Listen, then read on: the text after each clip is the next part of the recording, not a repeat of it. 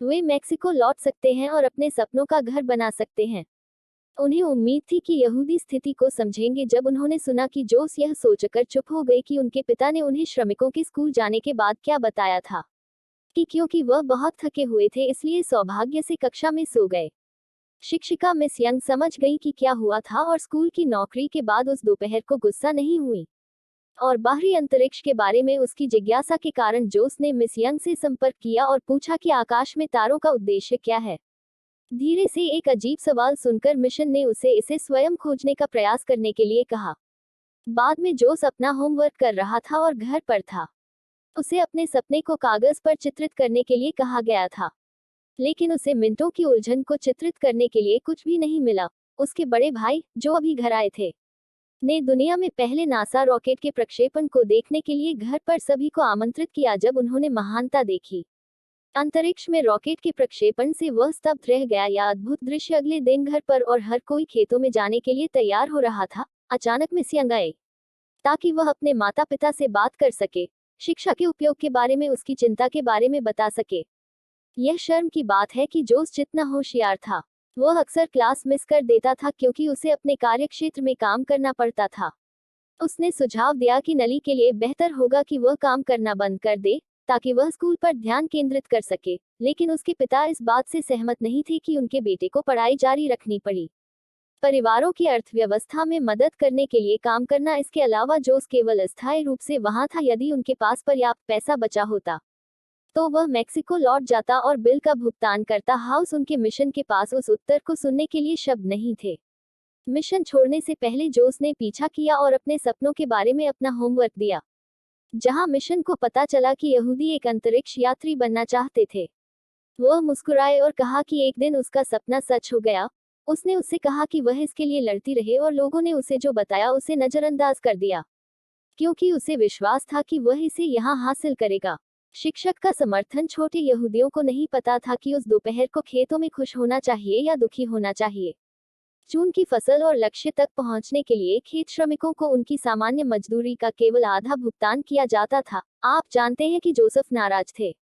उनके पिता इस बारे में कुछ नहीं कर सके। अपनी निराशा के बीच उन्हें एहसास हुआ कि मिशन की बातें सच थीं।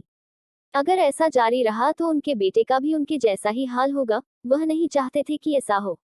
फिर उन्होंने बच्चों से हाथ पकड़ने को कहा और उन्हें अपने सपने के लिए लड़ने का वादा करने को कहा। उन्होंने कहा कि उन्होंने मेक्सिको में घर बनाने के लिए पैसे जुटाने का अपना सपना छोड़ दिया और फैसला किया कि वे बच्चों की खातिर कैलिफोर्निया में रहेंगे। शिक्षा। वे खुश हुए और वे सभी घर लौट आए।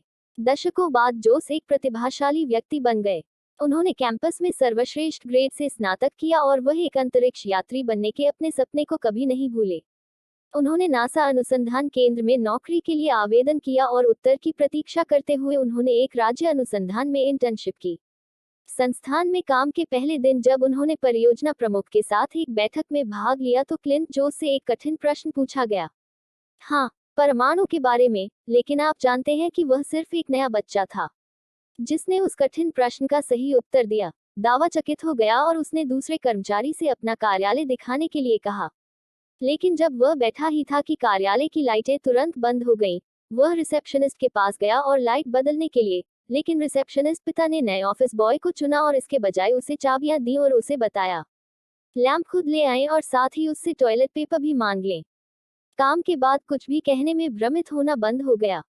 वह अपने चचेरे भाई बेडेडो से मिलने के लिए ईंधन पर रुके और उसे वह सब कुछ बताएं जो उसने अपनी नई नौकरी में किया था। भले ही बीटा को एक भी बात समझ में नहीं आई, लेकिन सच्चाई ने उसे बता दिया कि उसे गर्व है कि अब उसका चचेरा भाई इंजीनियर बन गया है और उसके पास बहुत अच्छी नौकरी है। अगली सुबह कार्यालय में, क्योंकि वह अभी भी नया स्टाफ था, उसे केवल कुछ फाइलों की फोटोकॉपी करनी थी और उसके पास करने के लिए कोई वास्तविक काम नहीं था। उसे नासा से एक उत्तर पत्र भी दिया गया था। आपने घबरा कर पत्र खोला और पता चला कि उसका आवेदन था इस बात से इनकार कर दिया कि नौ अपने घर के बरामदे पर अपने पिता को नासा में काम करने के अपने सपने के बारे में बताते हैं, लेकिन बातचीत के दौरान उनके पिता खेपरी गांव में घर बनाने के अपने सपने को लटकाएं। वह नली की शिक्षा के लिए बलिदान चाहता है और आशा करता है कि यहूदी जल्दी सफल हो सके ताकि वह परिवार की स्थिति को बढ़ा सके। प्रोस अपने पिता को इस मुद्दे को उठाते हुए सुनकर क्रोधित हुआ। वह जानता था कि उसके पिता ने अपने सपने का बलिदान दे दिया है। लेकिन वह उस कहानी से तंग आ चुका था। वह हमेशा दोषी महसूस करता था और परिवार में एक पक्षी की तरह अपने बेटे का रवैया देखता था। उसके पिता ने कहा था कि तुम्हें परिवार द्वारा दबाव डाले जाने से डरना चाहिए, कि वह कभी भी बिगड़ेल बेटे का पालन पोषण नहीं करता है। आप उसे इतना मजबूत बनाना चाहते हैं कि वह बोझ सहन कर सके। अपने पिता की बातें सुनकर जोस चुप हो गया। जब उसने सुना तो उसने अगले दिन बेहतर विकल्प चुना। इस पर विचार करते हुए वह एक कार डीलर के पास अपनी कार का सौदा नई कार के लिए करने गया। एक बहुत ही सुंदर विक्रेता का नाम एडिला है और कार चुनने और चाबियां सौंपे जाने के बाद तुरंत ही उससे प्यार हो गया। जो उसने उसे जानने की हिम्मत की। यह पता चला कि एडिला भी एक किसान परिवार में पली बड़ी है और क्योंकि उनके पास चीजें हैं आमतौर पर और संगत शो में गिरावट आई। उसने सोचा कि उसके पास एक मौका है और एसडीए डेला सप्ताहांत में डेट पर निकले। एडिला चाहती थी लेकिन उसने पहले अपने पिता से अनुमति मांगी थी। रविवार की शाम, जैसा कि वादा किया गया था, वो उसके घर आए। पहले तो उसे विश्वास था कि आपको निश्चित रूप से उसे बाहर ले जाने की अनुमति दी जाएगी, लेकिन जब एडिला ने कहा कि उसके पिता क्रोधी थे, तो अचानक उसके घुटनों में दर्द होने लगा। जब वह अंदर आया, क्योंकि यह पहली बार था जिस समय एडिला एक लड़के को घर लाई थी, उससे उसके भाई ने पूछताछ की थी। जल्द ही उसके पिता आए और बिना ज्यादा देर किए जोस से बात की। पिता ने तुरंत अपनी बेटी को रिश्ते में रहने से मना कर दिया और अगर वह वहां होती तो केवल एडिला को मेरे साथ सहज होने देती। जोस उस पर आपत्ति करने से बहुत डर रहा था और उसने अगले दिन कार्यालय में सिर हिलाया जब उसे एक प्रोजेक्ट फाइल की फोटोकॉपी करने के लिए कहा गया। तो पता चला कि कोई त्रुटि थी और डेटा गणना में वह क्लिंट को यह बताने के लिए दौड़ा कि क्योंकि हर कोई व्यस्त था, इसलिए उसने चुना प्रयोगशाला में जाकर त्रुटियों की पुनर्गणना करने की पहल। जब क्लिंट ने उसे डांटा तो उसने डेटा बदलते हुए अपने विश्लेषण के परिणामों को समझाने की कोशिश की और हवा से शुरू करते हुए जितना संभव हो उतना विस्तार से बताया और जिन सूत्रों को वह हल करने में कामयाब रहा, वे क्लिप से चकित थे। उन्हें इसकी उम्मीद नहीं थी। अत्यंत कठिन गणनाओं को हल करने में सक्षम होने के कारण वह इतना आश्चर्यचकित था कि वह चाहता था कि यहूदी भी इस परियोजना में शामिल हों। प्रोजेक्ट में शामिल होने के 1 महीने बाद इसे खुशी खुशी स्वीकार कर लिया गया। जोस ने शादी के 6 साल बाद एडिला को प्रपोज करने की हिम्मत की। जोस को 2 बच्चों का आशीर्वाद मिला। उन्हें परियोजना के प्रमुख के रूप में भी पदोन्नत किया गया था। एक सुबह हम खुशी मना रहे थे और बैठक में क्लिक ने उन्हें बताया कि वर्तमान में अमेरिका और रूस साइबेरिया में एक परमाणु ऊर्जा संयंत्र परियोजना विकसित करने के लिए मिलकर काम कर रहे थे। और उन्होंने परियोजना के दौरान यहूदियों को यह कहते हुए सुझाव दिया कि यह एक अच्छा काम है। सफल परियोजनाओं के कारण अवसर मिला। नासा निश्चित रूप से उनमें रुचि रखती होगी, लेकिन फिर भी उन्होंने कुछ नहीं कहा। वह पत्रिका काम के बाद डाइनिंग टेबल पर एडिला विंग को देखकर आश्चर्यचकित थी। उसे यकीन था कि नासा के उत्तर पत्रों में उसे निराशा हुई थी क्योंकि यहूदियों ने उसे कभी नहीं बताया था कि वह एक अंतरिक्ष यात्री बनना चाहता था। क्योंकि सपना सच हो गया, इसका मतलब था कि यहूदी बहुत लंबे समय के लिए परिवार को छोड़कर अंतरिक्ष में चले जाएंगे। एडिला उस पर गुस्सा थी और उसने उसे डायपर खरीदने के लिए स्टोर पर जाने के लिए कहा था। दुकान से लौटने के बाद बीटास हाउस के पास रुके। वह उस लड़ाई के बारे में लड़ सकता है जो उसने अभी अभी की थी। उसने जानबूझकर अपने सपनों को गुप्त रखा क्योंकि वह जानता था कि हर कोई यह नहीं समझ सकता कि उसके लिए अकेले लड़ना बेहतर होगा। इसके अलावा हर कोई निश्चित रूप से हंसेगा अगर उन्हें पता चले कि एक गरीब खेत मजदूर का बच्चा था जो अंतरिक्ष यात्री बनना चाहता था। यह प्रोत्साहित करने का प्रयास करें कि एक खेत मजदूर का बच्चा होने में कुछ भी गलत नहीं है। गर्व होना चाहिए, बड़े सपने देखना चाहिए। कल्पना कीजिए कि अगर एक दिन वह वास्तव में एक अंतरिक्ष यात्री बन गया तो पूरी दुनिया एक कहानी से प्रेरित होगी। बेहतर होगा कि उसे चिंता न करने के लिए कहा जाए। उनकी पत्नी के बारे में यह कहना महज एक गलतफहमी थी और अगर वह माफी मांगते तो उनकी पत्नी समझ जाती। विंडोज थोड़ी सी सलाह के अनुसार घर लौट आया।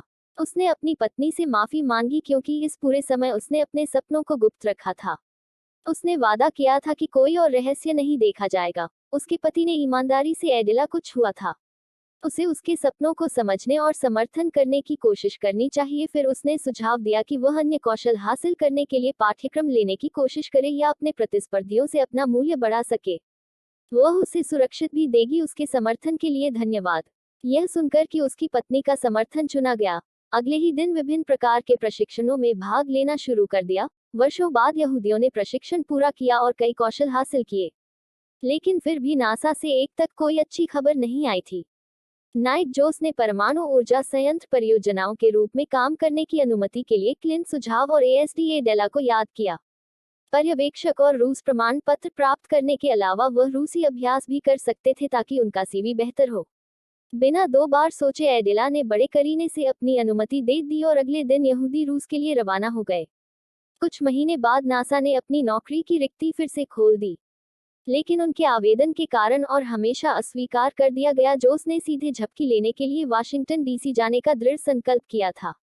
उसके कार्यालय में जाकर उसने पायलट कैप्टन से मिलकर अपना आवेदन पत्र सौंपा और अपना परिचय देते हुए कहा कि उसका लक्ष्य और वहां आना इसलिए था क्योंकि आप वास्तव में यह साबित करना चाहते थे कि वह स्वीकार किए जाने के योग्य है। पिछले 10 वर्षों में उन्होंने कई पाठ्यक्रमों में भाग लिया, कई ऐसे कौशल दिखाए जो किसी और के पास नहीं थे। वे हार नहीं मानना थे और चाहे कितनी भी बार उन्हें अस्वीकार कर दिया गया हो, वह हमेशा वापस आएंगे। उनके दृढ़ संकल्प को देखकर 1 महीने बाद कप्तान आश्चर्यचकित रह गए। जब जोसेफ अपने परिवार से अलग हो रहे थे तब नौकरी और रूस खत्म हो चुके थे। जब आप पत्र की सामग्री पढ़ेंगे तो नासा से एक उत्तर पत्र आया था। वह कांपते हुए चुप हो गया। उसने एडेला को बताया कि आखिरकार उसे स्वीकार कर लिया गया। कुछ दिनों बाद जोस कार्यस्थल के करीब रहने के लिए वाशिंगटन डीसी चला गया। काम के पहले दिन और एक पायलट के रूप में कैप्टन ने नए पायलटों और अंतरिक्ष यात्रियों के लिए एक स्वागत भाषण दिया। भाषण के बाद एक वरिष्ठ पायलट का मतलब था कि कल्पना उन्हें वहां सभी सुविधाएं पेश करने के लिए ले गई। अगले दिन सभी नए पायलटों ने प्रशिक्षण शुरू कर दिया, लेकिन प्रशिक्षण के कुछ दिनों के बाद एक दोपहर गोता लगाने के बाद शो को हमेशा अन्य पायलटों की तुलना में सबसे कम स्कोर मिलता था। व्यवहार में उन्हें घर से फोन आया कि अंतिम संस्कार के बाद बेडेडो की मृत्यु हो गई है। गोस अकेले चिंतन कर रहे थे और बैटर्स रूम जब उदासी के बीच बैटर्स की बेटी उनके पास आई और उनसे कहा कि बेहतर है तो उन्हें उस पर बहुत गर्व है। उसने कहा कि उसके पिता हमेशा आशा करते थे कि एक दिन वह अंतरिक्ष में उड़ान भरते हुए शो देख सकेंगे, लेकिन दुख की बात है कि भाग्य ने कुछ और कहा। अगले दिन जोस प्रशिक्षण पर लौट आए। इस बार उन्होंने कैप्टन पर जेट विमान उड़ाने का अभ्यास किया। पहले तो सब कुछ ठीक ठाक चला, लेकिन अचानक प्लेन सिंगल में गलती हो गई। सौभाग्य से कैप्टन को चुना गया। इस घटना से बच गए। कैप्टन नाराज हो गए और चेतावनी दी कि अगर उनके ग्रेड में गिरावट जारी रही तो प्रोड्यूस को निष्कासित कर दिया जाएगा। नासा उस रात काम से लौटने से पहले सलाह मांगने के लिए कल्पना के कार्यालय में रुका, लेकिन उसे नहीं पता था कि क्या करना है। इससे कोई फर्क नहीं पड़ता कि उसने कितना कठिन प्रशिक्षण लिया और कोशिश की, उसे कभी कोई वास्तविक प्रगति नहीं हुई। निराशा में डूबे किसी को देखकर कल्पना ने उसे प्रोत्साहित करने की कोशिश की और अंतरिक्ष में उड़ान भरने के दौरान अपने अनुभव के बारे में एक कहानी सुनाई। ऊपर से धरती बहुत सुंदर दिखती है, रंगों का वातावरण, सब कुछ वास्तव में सुंदर था, लेकिन उस सुंदरता को देखने में सक्षम होने के लिए संघर्ष और दर्द की आवश्यकता थी। अभी बनाई गई एक कहानी से पता चलता है कि उसकी आत्मा वापस लौट आई है। कल्पना ने फिर उसे बताया कि अगले सप्ताह तुम्हें फिर से अंतरिक्ष में जाने के लिए नियुक्त किया जाएगा। यह सुनकर जोस भी खुश हुआ और वह अगले दिन पूल में इसका अनुभव करने के लिए इंतजार नहीं कर सका। नौसिखिया पायलट आत्म बचाव सिमुलेशन का अभ्यास कर रहे थे, लेकिन प्रशिक्षण के बीच में जब सभी पायलट खुद को बचाने में कामयाब रहे तो एक पायलट की जान बच गई। बत्तख को एहसास हुआ कि कोली खतरे में है। उसने मदद करने के लिए दौड़ लगाए। सौभाग्य से जोस उसे बचाने में कामयाब रहा। इस बीच उसने यहूदियों की हरकत देखी। कप्तान आश्चर्यचकित रह गया। अगले दिन सुबह सुबह जॉगिंग करते समय जोस ने गलती